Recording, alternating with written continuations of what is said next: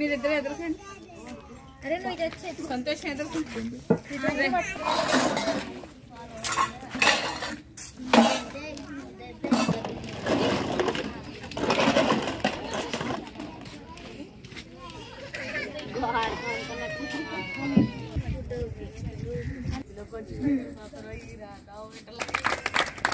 అనిపిస్తాను. గతంలో కూడా మేము మరి సంతోషిస్తాం. ఆడవాళ్ళ కోసం అర్థమైందమ్మా.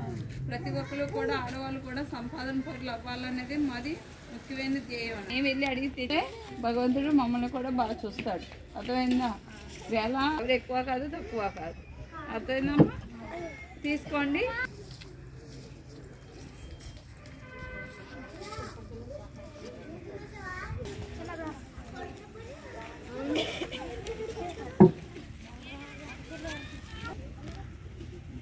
రైట్.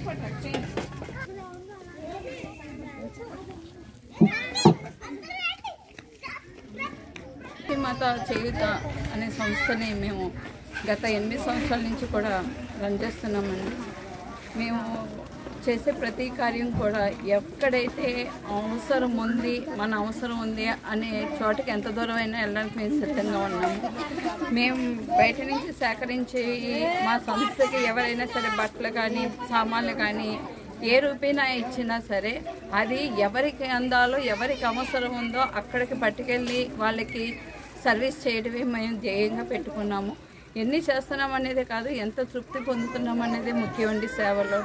నిజంగా ఇటువంటి మా పేదలకి సేవ చేయడం అంటే కూడా ఒక భాగ్యంగానే భావించాలి. ఎందుకంటే ఈ ప్రతి ఒక్కళ్ళు బాగోవాలి సమాజంలో. మనం వేళ భగవంతుడు మనకి అన్ని రకాలుగా అవకాశం ఇచ్చినప్పుడు ఇంకొక వ్యక్తిని మనతో పాటు అనుకుని ముందుకు వెళ్తే కనుక ఈ భారతదేశంలో ఈ పేదరికం అనేది చాలా వరకు కూడా చాలా శాతం కూడా తగ్గించుకునే అవకాశం మనందరి అవకాశం మన చేతుల్లోనే ఉంది. ఆ అవకాశాన్ని మనం అందరం కూడా సద్వినియోగం చేసుకోగలిగితే మనం భారతదేశంలో ఈ నిరుపేద అనేది పేదరికం అనేది మనం నిర్మూలించుకునే అవకాశం ఎక్కువగా మన చేతిలోనే ఉందని మేము భావిస్తున్నాము. ఇంకోటి ఏంటంటే విద్యలలో కూడా చాలా బాగా చదివే పిల్లలు ఉన్నారు. వాళ్ళని కూడా మేము ఎంకరేజ్ చేయడానికి మేము సిద్ధంగా ఉన్నాము.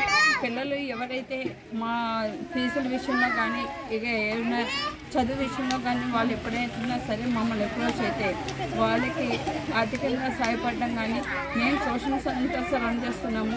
ట్యూషన్స్ ఫ్రీగా ట్యూషన్స్ చెప్పడానికి కూడా మేము సిద్ధంగా ఉన్నామని ఈ సందర్భంగా మేము తెలియజేసుకుంటాం.